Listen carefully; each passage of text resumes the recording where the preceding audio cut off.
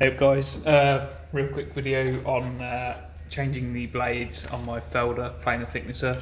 So it's the Felder system knives. Just wanted to show you why I like this system, and if I ever bought another planer I'd stick with it because I really like how easy it is to change and how economical the blades are.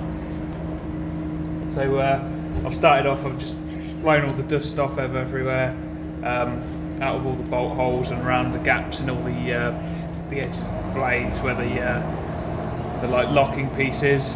Tried to get as much dust as possible out of there, and then just start by undoing the bolts. So start in the centre and work your way out like a cylinder head. Just take the tension off for a start,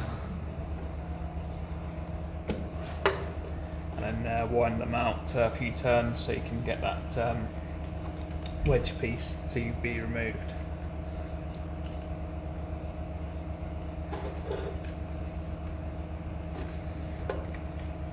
Pull that piece out. These are two-sided knives, so there's a face here and there's a face there.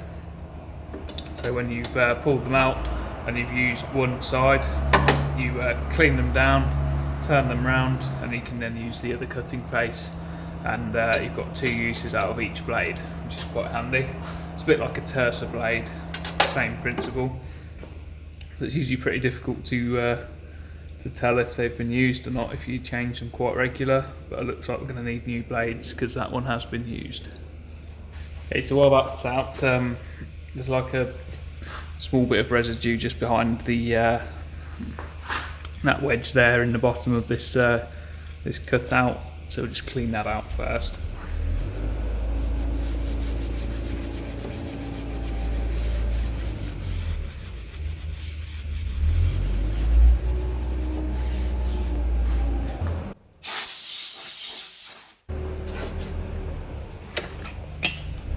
Use a bit of sort of either thinners or something that's going to eat the resin from the blocks here, and just very fine wire wool, and just go over these holders, blade holders, and get any residue and built up resins from off the surface where the blades sit. And if you feel any sort of notches or catches in this, then you want to just take them off with a file, make sure it's nice and flat, because the pressure of this pushing against the cutter block is what holds the blades in.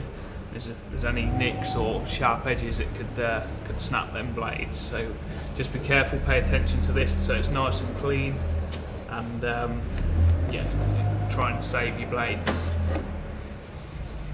This is the worst surface normally, where the shavings come off the knives, and if you're doing a lot of pine sort of redwood work, you'll get a lot of resin build up here, and it'll take a little while to clean that off.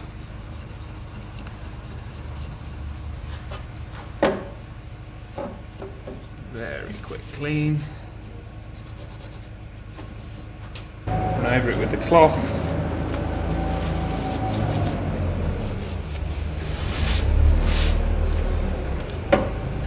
And at this point I normally get some machine wax, so I use this on everything. It's pretty handy stuff. And just put a bit on a cloth and then go back over wherever you put that thinners. Just make sure your steel's nice and protected, so you've got a bit of anti-rust protection on there. It also stops the resin sticking next time you go to change your knives, so it's dead easy to clean it off next time. Same thing in the groove here, just a little bit of machine wax. And on that cutter block, just give it a bit of protection. See, mine's gone a bit rusty when it goes midwinter and it's damp every day. That's when your machines are going to rust, so a little bit of wax on them definitely helps.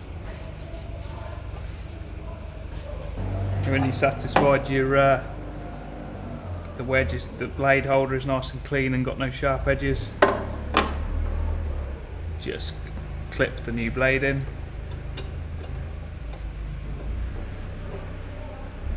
Drop it into the channel. There's these grub screws set on the bottom so that the other edge of the blade doesn't hit the bottom of the cutter block. and then tighten the screws. So if you tighten the outside ones first and then the centre two, it'll sort of hold in a nice position.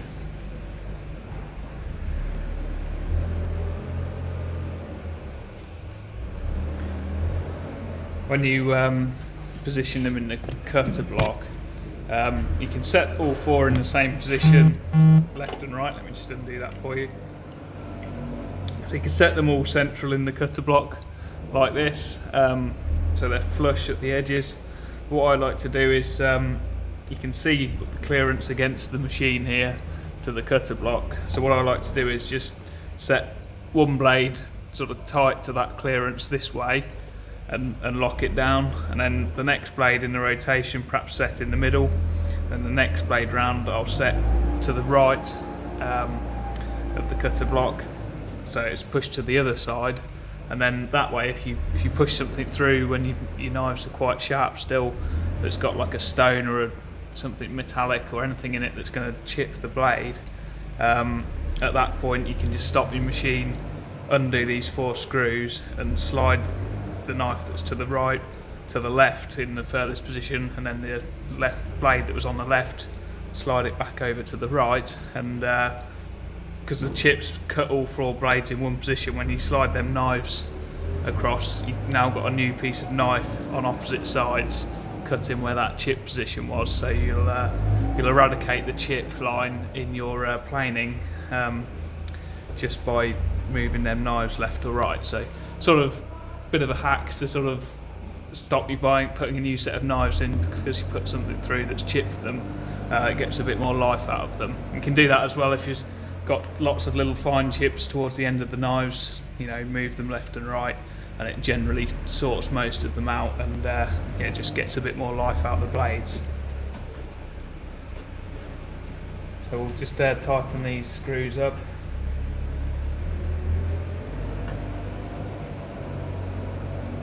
Start from the inside out. I think I said start from the outside earlier, but yeah, do the inside 2 first, just gently, and the outside 2 gently, making sure the pressure's still down on the block, so them 4 grub screws that set the height are nice and firmly against the block, and then just give them a tweak to fasten them up. Don't do them too tightly, else you'll struggle to get them undone, because the way the wedge is designed is, as it rotates, it's actually wedging itself into the screws. So if you do them up too tightly, it just they get tighter as you work with them, and it can be a real pig to undo. And because it's only a grub screw and you've only got a small hex key to undo them, you don't want to be stripping them out and not being able to change the blade. So just enough to know it's seated and not got any more play, and that's enough to tighten them up.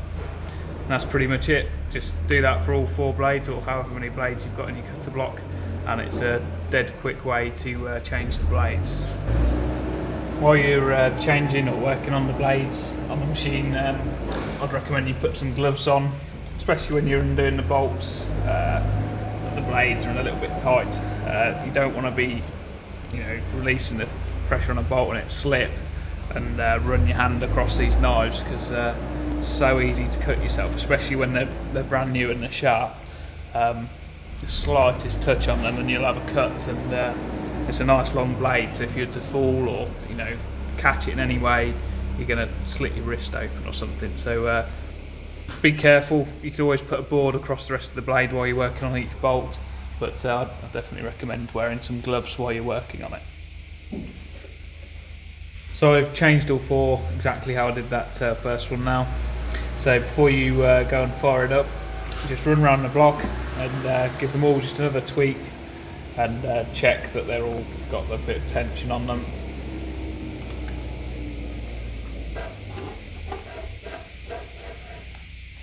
And because we've offset them blades left and right, it gives you an opportunity while you spin the block round to check that it's not catching in any places. So you can just hear that there, I've gone a tiny bit too far with one of them blades,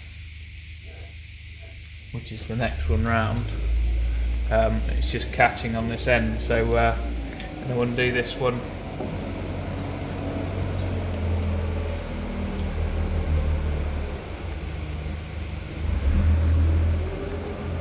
just give it a little bit of movement this way. Just gently tighten it again. Make sure it's not catching, and then tighten them back up.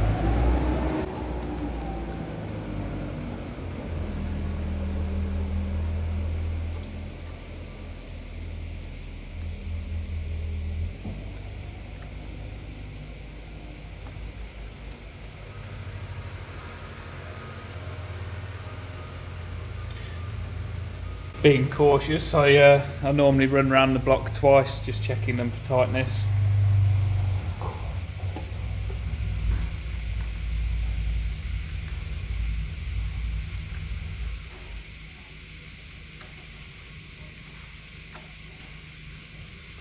Like I said before, just be careful not to put too much pressure into them set screws.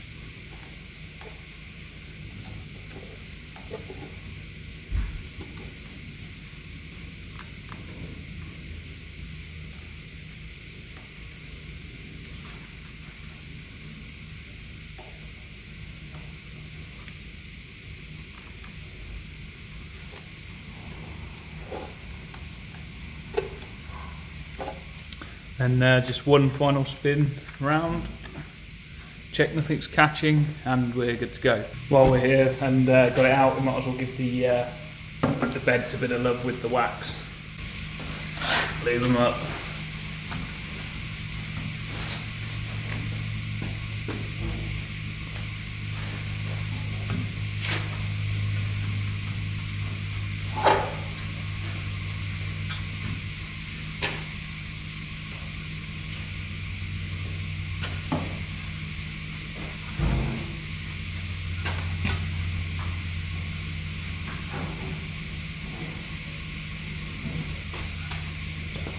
It's amazing the difference this stuff makes to the machines when you're using them. It's quite dangerous if you're having to force stuff through the machinery, and just a real quick application of this just makes it the whole world easier. I'll pop a link in the description for it so you can find it, but it's called Liberon lubricating wax, and it's for machinery and beds and tools and drill bits, etc. Put it on your hand planes and it makes them just glide across the timber.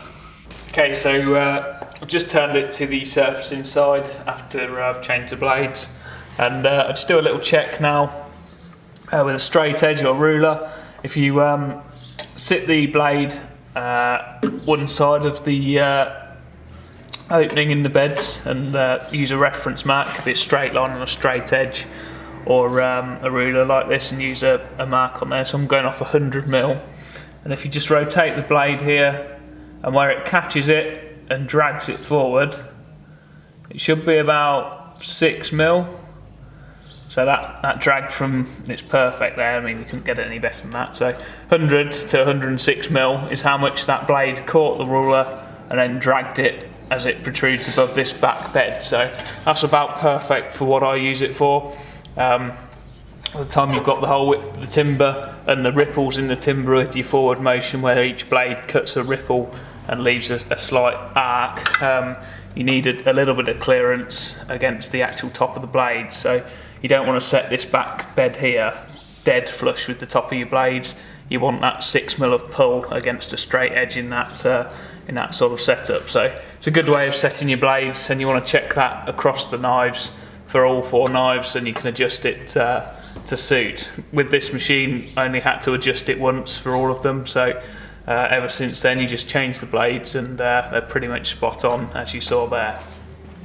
There's only one thing left for it after this point, is to turn the machine back on and give it a test run with a piece of timber.